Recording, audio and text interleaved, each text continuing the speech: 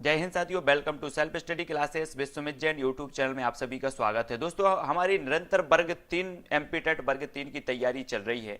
उसी श्रृंखला में हमने भोजन स्वास्थ्य एवं स्वच्छता का फर्स्ट पार्ट पढ़ा और ये आज सेकंड पार्ट पढ़ने वाले हैं। सेकंड पार्ट में कुछ महत्वपूर्ण फैक्ट हैं जिसके बारे में आज मैं आपको बताने वाला हूं। तो सभी साथियों से निवेदन करूंगा कि वो चैनल को सब्सक्राइब कर लें, वीडियो को लाइक करना है और शेयर करना है। ठीक है, पर्यावरण में हमारा भोजन स्वास्थ्य एवं स्वच्छता, इसका पार्ट 1 मैंने अपलोड कर दिया था। ये सेकंड पार्ट है, तो ये जरूर देखें और वीडियो को शेयर करें, है ना। और बहुत सारे पार्ट पर्यावरण से संबंधित अपलोड हो चुके हैं, तो वो सभी लोगों को देखना है। और साथियों, अगर अभी तक आप टेलीग्राम ग्रुप से नहीं जुड़े हैं तो आपको टेलीग्राम ग्रुप से जरूर जुड़ना है। टेलीग्राम ग्रुप से जुड़ने के लिए आपको करना क्या है, सर्च करना है IAS स्टडी ट्रैक और ज्वाइन हो जाना है टेलीग्राम में। ठीक है, ऊर्जा का प्रमुख स्रोत है तो क्या है? अगर आपसे पूछा जाता है ऊर्जा का प्रमुख स्रोत क्या है, तब आपका उत्तर होगा कार्बोहाइड्रेट। ठीक है, कार्बोहाइड्रेट प्रमुख स्रोत माना जाता है ना। मोनोसैकेराइड क्या है? ग्लूकोज या फिर फ्रक्टोज, है ना। ग्लूकोज फ्रक्टोज है मोनोसैकेराइड। नेक्स्ट है disaccharide, sucrose maltose. Disaccharide sucrose maltose. Polysaccharide starch मंड। कार्बोहाइड्रेट के मुख्य स्रोत मक्का, चावल, गेहूं और गन्ना, ये क्या है? कार्बोहाइड्रेट के मुख्य स्रोत माने जाते हैं। अगर आपसे पूछा जाएगा निम्न में से बताइए कौन सा कार्बोहाइड्रेट का मुख्य स्रोत नहीं है, तो ये मक्का दिया जाएगा, चावल दिया जाएगा, गेहूं दिया जाएगा और आपको एक और कुछ दे दिया जाएगा। तब आपको नहीं है बताना है। अगर आपको ये सारे के सारे पता है कार्बोहाइड्रेट के स्रोत, तब तो आप सही उत्तर बता सकते हो, नहीं तो नहीं बता सकते। आलू, शकरकंद, दूध, ये सभी माने जाते हैं कार्बोहाइड्रेट के स्रोत। ठीक है, तो इनको अच्छे से याद रख लेना है। दूध में पाई जाने वाली शर्करा, इसे क्या कहते हैं? लैक्टोज। क्या कहा जाता है? लैक्टोज। सबसे अधिक कार्बोहाइड्रेट पाया जाता है तो मक्का में पाया जाता है, याद रख लेना सभी लोग। सबसे ज्यादा कार्बोहाइड्रेट, सबसे अधिक कार्बोहाइड्रेट मक्का में पाया जाता है। पौधों की कोशिका भित्ति में पाई जाती है तो क्या पाई जाती है? सेलुलोज। कोशिका भित्ति में क्या पाई जाती है? सेलुलोज पाई जाती है। प्रोटीन का मुख्य स्रोत क्या है? तो दोस्तों सोयाबीन, दाल, मछली, मटर, अंडा, सेम, पनीर, ये स्रोत माने जाते हैं प्रोटीन के। यहां से सिर्फ ऐसे ही क्वेश्चन बनेंगे, निम्न में से बताइए कौन सा प्रोटीन का स्रोत है या प्रोटीन का स्रोत नहीं है। तब आपको बताने होते, तब आपको पता होनी चाहिए सारे के सारे। सर्वाधिक प्रोटीन पाई जाती है तो सोयाबीन में कितने परसेंट? 43% पाई जाती है।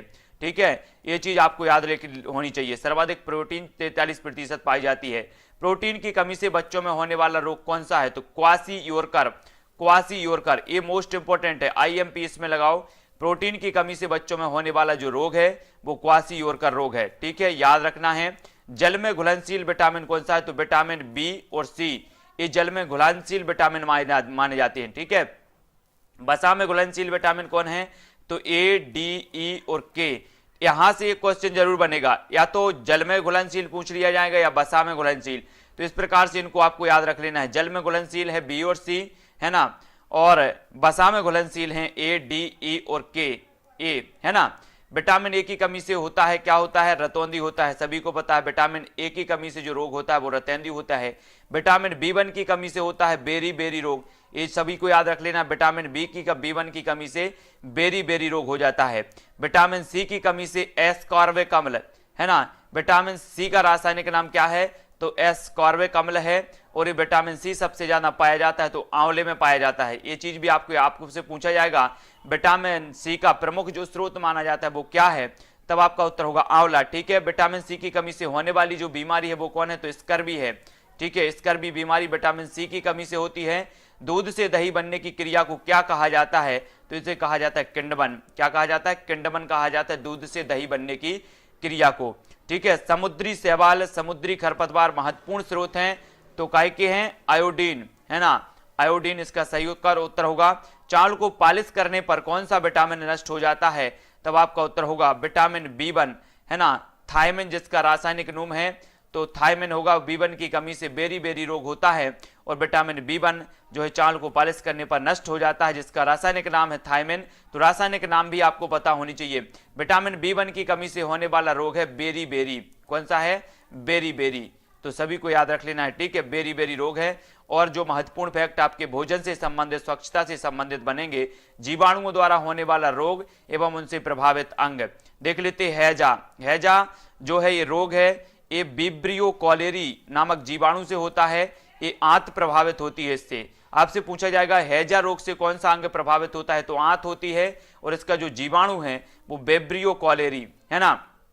क्षय रोग, तो ये माइकोबैक्टीरियम या ट्यूबरक्लोसिस, फेफड़ा इससे प्रभावित होता है ना, जिसे कि टीबी कहा जाता है क्षय रोग को, तो फेफड़ा प्रभावित होता है। टाइफाइड, तो साल्मोनेला, टाइफाइड साल्मोनेला टाइफी, ये जीवाणु है ना। आपसे पूछा जाएगा, रोग दिया जाएगा कि टाइफाइड कौन से जीवाणु से होता है, तब आपका उत्तर होना चाहिए साल्मोनेला टाइफी, और ये किस अंग को प्रभावित करता है, तो आंत को प्रभावित करता है, ये चीज भी आपको पता होनी चाहिए। टेटनस कोलेस्ट्रीडियम टेटेनी, कोलेस्ट्रियम टेटेनी नामक के जीवाणु से होता है, और तंत्रिका तंत्र इसके से क्या हो जाती है, प्रभावित हो जाती है। डिप्थीरिया, डिप्थीरिया जो रोग है वो कॉरन बैक्टीरियम डिप्थीरी इसका जीवाणु है, और श्वास नली को ये प्रभावित करती है ना डिप्थीरिया। न्यूमोनिया ड्यूप्लोकोकस, फेफड़ा को प्रभावित करती ड्यूप्लोकोकस, ये जीवाणु से होता है। और प्लेग जो होता है पास्ट यूरेला पेस्टिस, तो इससे भी फेफड़ा जो है प्रभावित होता है। तो इन सभी को बहुत अच्छे से याद रखना है, और ये सभी जीवाणु से प्रभावित हैं, ये चीज भी आपको याद रखनी है। आपसे पूछा जाएगा निम्न में से बताइए कौन सा जीवाणु से होने वाला रोग है, ठीक है, तो आपको हैजा, क्षय रोग, typhoid, tetanus, diphtheria, pneumonia, plague, ये सभी जीवाणु से होना पता होनी चाहिए, है ना। एक विषाणु से होना बता दिया जाएगा, जैसे यहां पर दिया है, क्या दिया है, विषाणु से उत्पन्न रोग, विषाणु से उत्पन्न रोग हैं जैसे एड्स, डेंगू, पोलियो, है ना, इन्फ्लुएंजा, चेचक, छोटी माता, खसरा, ट्रोकोमा, हेपेटाइटिस, रीबीज और हर्पीस, ये सभी कैसे होते हैं, विषाणु से होते हैं। तो ये विषाणु से और जीवाणु से सभी होने वाले जितने रोग हैं अलग अलग आपको पता होनी चाहिए। अगर एक सामान्य सा क्वेश्चन आपसे पूछ लिया जाएगा कि निम्न में से बताइए कि विषाणु से होने वाला रोग नहीं है, और ये सारे के सारे दिए जाएंगे और एक जीवाणु दिया जाएगा, तब जीवाणु वाला दिया जाएगा, तब आपको पता होनी चाहिए ये रोग। यहां से क्वेश्चन आने की संभावना अधिकांश रहती है, कई बार पूछे जाते हैं, ठीक है। अगला देख लेते हैं, प्रोटोजोआ द्वारा उत्पन्न होने वाला रोग कौन सा है, तो मलेरिया और पायरिया, ये प्रोटोजोआ द्वारा उत्पन्न होने वाले रोग हैं। कालाजार, पेचिस, निद्रा रोग, तो ये चीज आपको पता होनी चाहिए। मलेरिया परजीवी की खोज की थी तो किसने की थी, रोनाल्ड रॉस ने, मलेरिया परजीवी की खोज रोनाल्ड रॉस ने की थी, आपको याद रखना है, ठीक है। डेंगू रोग का वाहक क्या है, तो एडिज मच्छर है, डेंगू रोग का वाहक एडिज मच्छर है ना। मलेरिया रोग होता है तो मादा एनोफिलीज मच्छर से होता है, मलेरिया रोग किससे, मादा एनोफिलीज मच्छर से, ये इसके काटने से होता है।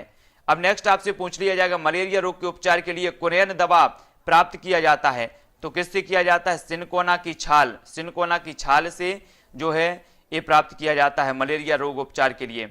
कालाजार किस परजीवी के कारण होता है, तो लीशमानिया डोनोवानी वाहक बालू मक्खी है, तो इस परजीवी के कारण होता है कालाजार, है ना। HIV एड्स की जांच के लिए किया जाता है तो एलिसा टेस्ट किया जाता है, मोस्ट इंपोर्टेंट एलिसा टेस्ट, ठीक है ना। ये पूछा भी जा सकता है एड्स की जांच के लिए कौन सा टेस्ट किया जाता है, तो एलिसा टेस्ट आपको पता होनी चाहिए। चिकनगुनिया रोग का वाहक क्या है, तो एडिज इजिप्टी मच्छर है, एडिज इजिप्टी मच्छर है इसका वाहक। आयरन की कमी से कौन सा रोग होता है, तो आपसे पूछा जाएगा, तो आयरन की कमी से होता है दोस्तों एनीमिया, कौन सा होता है, एनीमिया, ठीक है। आयोडीन की कमी से कौन सा होता है, तो घेंगा होता है, जिसे गायटर भी कहा जाता है, घेंगा या गायटर रोग होता है, ठीक है। हाँ, तो ये सारी की सारी चीजें याद रखनी चाहिए। डीपीटी वैक्सीन का प्रयोग इन बीमारियों में होता है, तो डिप्थीरिया, काली खांसी और टेटनस में होता है। डीपीटी का वैक्सीन का प्रयोग जो है इन बीमारियों में होता है, डिप्थीरिया, काली खांसी और टेटनस में। बीसीजी का टीका लगाया जाता है तो क्षय रोग के लिए, बीसीजी का टीका क्षय रोग के लिए, टीबी के लिए लगाया जाता है, टीका भी आपको पता होनी चाहिए।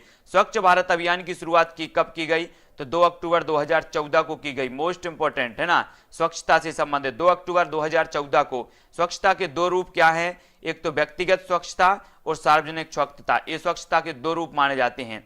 व्यक्तिगत स्वच्छता मतलब प्रतिदिन स्नान करना, नियमित रूप से नाखून बाल काटना, भोजन से पहले एवं भोजन के बाद हाथ धुलना, शौचालय के बाद हाथ धुलना, ये सभी व्यक्तिगत स्वच्छता मानी जाती है। सार्वजनिक स्वच्छता आसपास की सफाई, गलियों सड़कों की सफाई, नदियों तालाबों जलाशयों साफ सफाई, पार्क है ना, वृक्षारोपण करना, ये सभी सार्वजनिक सफाई वो कहलाती है, स्वच्छता कहलाती है। तो ये सारे के सारे फैक्ट साथियों सभी को याद करना है, बहुत ही महत्वपूर्ण ये फैक्ट है, आपसे कई बार पूछा जाएगा। आपसे पूछा जाएगा कि विश्व हाथ धुलाई दिवस कब मनाया जाता है, तब आपका उत्तर होगा 15 अक्टूबर को। कब मनाया जाता है, 15 अक्टूबर को मनाया। तो अगला है विश्व शौचालय दिवस कब मनाया जाता है, तब आपका उत्तर होगा 19 अक्टूबर को, है ना, 19 नवंबर को, सॉरी 19 नवंबर को विश्व शौचालय दिवस मनाया जाता है। दोस्तों स्वच्छ भारत अभियान की शुरुआत हुई थी 2 अक्टूबर 2014 को, ये चीज सभी को याद रख लेनी है, ठीक है। और विटामिन की अब हम देखेंगे, विटामिन की रासायनिक नाम, उनसे होने वाले रोग और स्रोत, ठीक है, तो याद रख लेना है। यहां पर दिया है विटामिन ए, तो विटामिन ए का रासायनिक नाम क्या है, रेटिनॉल है ना, और ये वसा में घुलनशील है। इसकी कमी से होने वाला रोग है रतौंधी, वृद्धि अवरोध, कैरोटोमेसियस, है ना, संक्रमण का खतरा, ये पूछे जाते हैं, हमेशा पूछे जाते हैं, तो इनको याद रख लेना है। विटामिन ए की कमी से कौन सा रोग होता है, तब आपका उत्तर होगा रतौंधी, है ना। विटामिन ए के स्रोत क्या है, तो दूध, दही, गाजर, अंडा, पालक, मछली का तेल, ये हमेशा पूछे जाते हैं। निम्न में से बताइए कौन सा विटामिन ए का स्रोत नहीं है या विटामिन ए का स्रोत है, तो यहाँ से क्वेश्चन बनेंगे। विटामिन बी1 थाइमिन जिसका रासायनिक नाम है और जल में ये घुलनशील होता है, विटामिन बी1, इसका रासायनिक नाम क्या है, थाइमिन। इसकी कमी से रोग होता है बेरी, मूंगफली, सब्जियां और अनाज, ये इसके प्रमुख स्रोत माने जाते हैं, तो ये चीज हमें याद होनी चाहिए।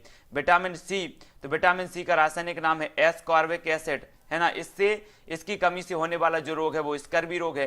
तो यहां से क्वेश्चन कई बार आपसे पूछा जाएगा विटामिन सी की कमी से कौन सा रोग होता है, तब आपको पता होनी चाहिए स्कर्वी रोग होता है, ठीक है। नींबू, आंवला, कीवी और खट्टे फल इसके प्रमुख स्रोत माने जाते हैं। आपसे पूछा जाएगा निम्न में से बताइए कौन सा विटामिन सी का स्रोत नहीं है, तो आपको पता होनी चाहिए सारे के सारे, ठीक है। और इसका एस्कॉर्बिक एसिड इसका रासायनिक नाम है।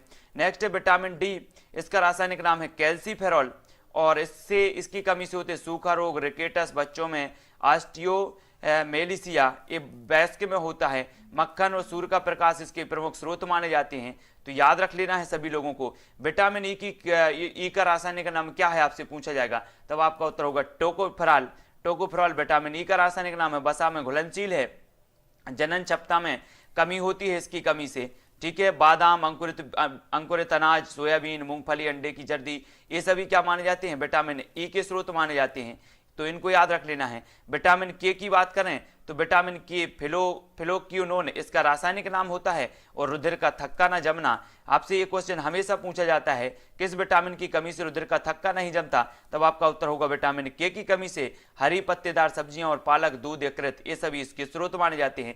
तो ये सारे के सारे जो हमने यहाँ पर पढ़े, क्या पढ़े हैं कि विटामिन रासायनिक नाम, उनसे होने वाला, उनकी कमी से होने वाला रोग और स्रोत, तो आपको ये चीजें बहुत अच्छे से याद कर लेनी है, रट लेना है, यहां से क्वेश्चन एक आध नंबर का जरूर बन जाएगा, ठीक है।